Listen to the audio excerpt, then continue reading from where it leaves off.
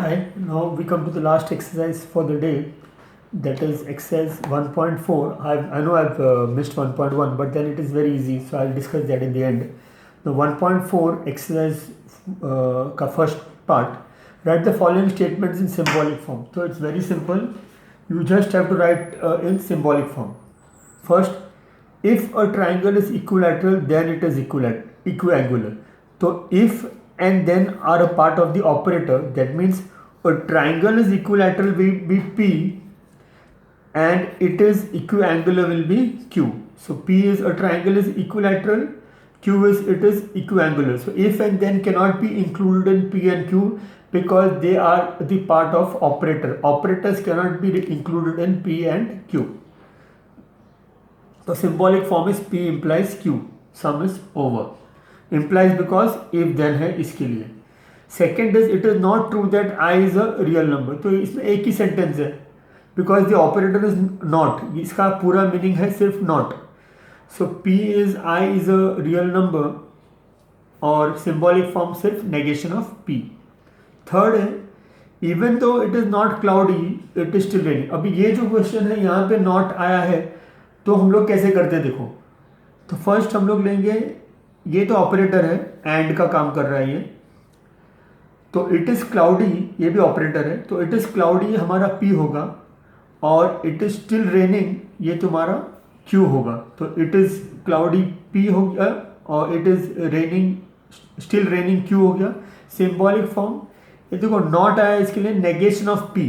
It is not cloudy तो negation of P और even दो है इसके लिए एंड आएगा और Q as it is copy करना है. तो क्यू का कुछ है नहीं सिंबल, तो negation of P and Q. तो इवन दो है इसके लिए एंड आ गया. नेक्स्ट है milk is white if and only if the sky is not blue. तो यहाँ पे एक operator if and only if है, दूसरा है नॉट. तो मिल्क इज वाइट पी हो जाएगा और the sky is blue Q हो जाएगा. फिर सिंबॉलिक फॉर्म आएगा P double implication negation of Q because not आया है इसके लिए. फिफ्थ है stock price are rising if and only if stocks are rising. तो यहाँ पे ये तो ऑपरेटर है इफ एंड ओनली इफ, तो stock prices are rising P हो जाएगा, स्टॉक्स आर राइजिंग क्यू हो जाएगा और symbolic form P double implication Q because if and only if है. और ये लास्ट है sixth if Qutub Minar is in Delhi then Taj Mahal is in Agra. तो यहाँ पे इफ और देन ऑपरेटर है, तो P is Qutub Minar is in Delhi, Q है ताजमहल इज इन आगरा और इफ देन है इसके लिए एरो. तो symbolic form is P implies Q. Now the next is अब तुमको सिंबॉलिक फॉर्म में भी करना है और उसका ट्रूथ वैल्यू भी ढूंढना है. तो इसमें थोड़ा मेहनत ज़्यादा, एक step extra. Find the truth value of each of the following. तो फर्स्ट है it is not true that 3 - 7i is a real number. तो एक ही ऑपरेटर है तो सिंगल स्टेटमेंट वाला है. P is equal to 3 - 7i is a real number. तो इसका सिंबॉलिक फॉर्म हैगा नेगेशन ऑफ P. अभी ट्रूथ वैल्यू ऑफ P क्या है, 3 - 7i तो रियल नंबर नहीं है, इमेजिनरी नंबर है, i है इसके लिए. तो इसका मतलब P का ट्रूथ वैल्यू फॉल्स है, तो उसका नेगेशन है, उसका ट्रूथ वैल्यू क्या आएगा, ट्रू आएगा. तो ये हो गया सिंपल. तो इस तरीके से हम लोग नेगेशन का कर सकते हैं. पहले ओरिजिनल स्टेटमेंट का ट्रूथ वैल्यू फाइंड करके उसके बाद फाइनल का, या फिर डायरेक्ट फाइनल का भी लिख सकते हैं. ओरिजिनल का यहाँ पे गेस कर लेने का और डायरेक्ट फाइनल का लिख सकते हैं. अभी इफ देन वाला आ गया. इफ देन ऑपरेटर हुआ. If a joint venture is a temporary partnership then discount on purchase is credited to supplier. तो ये जॉइंट वेंचर यानी छोटे पीरियड के लिए पार्टनरशिप करते हैं, कोई एक कॉन्ट्रैक्ट वर्क लेंगे तो वो जो पार्टनरशिप होता है वो टेम्परेरी होता है बिकॉज कॉन्ट्रैक्ट लेबर तो एक बार ख़त्म हो गया तो ख़त्म हो गया. या फिर मैंगो की सीज़न में दो जन ने मिलकर बिजनेस कर दिया तो वो जॉइंट वेंचर हुआ, टेम्परेरी हो गया. और discount on purchase is credited to supplier ये थोड़ा अकाउंट का है, तो वो सर कमलेश सर ज़्यादा अच्छे से बताएंगे, या तुमको पहले से पता होगा ये. मैं सिर्फ इसका आंसर बता देता हूँ.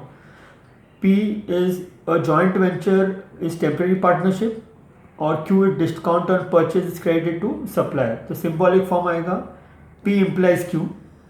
अभी ट्रूथ वैल्यू ऑफ P जो है जॉइंट वेंचर टेम्परेरी पार्टनरशिप है ट्रू है और discount on purchase is credit to supplier वो फॉल्स है, तो तुमको आएगा P इम्प्लाइज Q, तो P का truth value T implying false. और हम लोग ने देखा है ट्रूथ टेबल में इम्प्लाइज का सिर्फ ट्रू इम्प्लाइज फॉल्स ही फॉल्स है, तो इसके लिए ये फॉल्स आएगा और ये पूरे स्टेटमेंट का जो ट्रूथ वैल्यू है वो फॉल्स आएगा। तो ये हो गया तुम्हारा एक और पार्ट।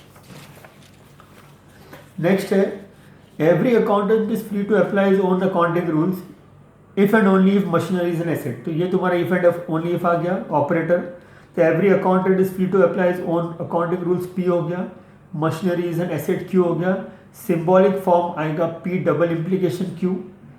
अब every accountant is free to apply his own accounting rules false है, बिकॉज फिक्स्ड कन्वेंशन रूल्स होता है जो फॉलो करना पड़ता है, डबल एंट्री सिस्टम होगा या जो भी सिस्टम है वो फॉलो करना पड़ता है अकाउंटेंट्स को। एंड दैट ऑफ क्यू यानी कि मशीनरी इज एन एसेट, ये तो आप सबको पता है कि ये एसेट ही है, तो T, तो P double implication Q equivalent to F double implication T। और डबल इम्प्लीकेशन में दोनों एरो के दोनों तरफ सेम ट्रूथ वैल्यू होगा तो ये ट्रू है, तो इसका ये आएगा फॉल्स। तो truth value of the given statement is false. Neither nor, तो दोनों नेगेशन है, नाइदर नॉर है, ये दोनों एंड का काम कर रहा है, ये भी नहीं है ये भी नहीं है। तो neither 27 is a prime number nor divisible by 4, यानी 27 प्राइम नंबर भी नहीं है, डिविजिबल बाय 4 भी नहीं है, तो एंड है ये क्वेश्चन। तो पहले हम लोग 27 इज अ प्राइम नंबर को P लेंगे, 27 इज डिविजिबल बाय 4 को Q लेंगे, और सिंबॉलिक फॉर्म आएगा नाइदर नॉर इसके लिए negation of P and negation of Q। और ट्रूथ वैल्यू 27 प्राइम नंबर नहीं है, तो truth value of P is F and divisible by 4 भी नहीं है, तो ये F, तो दोनों F है। तो negation of P and negation of Q, तो नेगेशन ऑफ P का जो ट्रूथ वैल्यू है वो लिखने का, एंड नेगेशन ऑफ Q का जो ट्रूथ वैल्यू है वो लिखने का, ओरिजिनल ट्रूथ वैल्यू। फिर नेगेशन ऑफ F ट्रू हो जाएगा, नेगेशन ऑफ F का ट्रू हो जाएगा, और दोनों ट्रू है और बीच में एंड है, इसके लिए फाइनली T आएगा। Therefore the truth value of the given statement is T। तो इसमें अपने को रूल्स यूज करना है जो ट्रूथ टेबल का, ये थोड़ा छोटा डिग्री पे है, इससे बड़े बड़े सम भी आ सकते हैं। नेक्स्ट है लास्ट सम है 3 is a prime number and an odd number. तो वही P is 3 is a prime number, Q is 3 is an odd number. तो symbolic form P and Q है, P प्राइम नंबर है ये true है, odd number है ये भी ट्रू है, तो P and Q equal to T and T, it's equal to T, therefore the truth value of statement is T। तो ये 1.1 का जो एक्टिविटी है ये तो बहुत ही ईजी है, इसमें अपने को सिर्फ वो देखना है कि डिक्लेरेटिव सेंटेंस है क्या, एक्सक्लेमेटरी सेंटेंस है क्या, ओपन सेंटेंस है क्या, इंपेरेटिव सेंटेंस है क्या। तो अगर इंटरोगेटिव, एक्सक्लेमेटरी, इंपेरेटिव या ओपन सेंटेंस रहेगा तो वो स्टेटमेंट ही नहीं है, तो उसका अपने को ट्रूथ वैल्यू बताना ही नहीं है। लेकिन अगर वो डिक्लेरेटिव है तो उसका अपने को ट्रूथ वैल्यू बताना पड़ेगा। तो इसमें थोड़े एग्जांपल्स मैंने दिए हैं। और ट्राइंगल है एन साइड, तो एन तो मुझे मालूम नहीं है, हाँ ट्राइंगल है 3 साइड बोलेगा तो वो स्टेटमेंट है। एन साइड्स क्या, तो एन अगर पता होगा तो ही मैं ट्रू है कि फॉल्स है बोल सकता हूँ। तो इसके लिए ये ट्रू भी हो सकता है, फॉल्स भी हो सकता है। एन अगर 3 है तो ट्रू है, अगर और कोई नंबर होगा तो फॉल्स है, तो इसके लिए अपने को पता नहीं है। तो it is an open sentence and hence it is not a statement in logic. Second है sum of interior angles of a triangle is 180, declarative sentence, statement in logic, और इसका ट्रूथ वैल्यू T है। You are amazing exclamatory mark है, it is an exclamatory sentence and hence it is not a statement in logic. Root of -4 is an irrational number, तो it is a declarative sentence and hence it is a statement logic. लेकिन root of -4 imaginary number है और irrational number real number का part है, तो ये imaginary number है, इसके लिए इसका ट्रूथ वैल्यू फॉल्स है। और होमवर्क में दिया है मैंने, इसको क्या क्या करना है इधर दिया है फर्स्ट पेज में।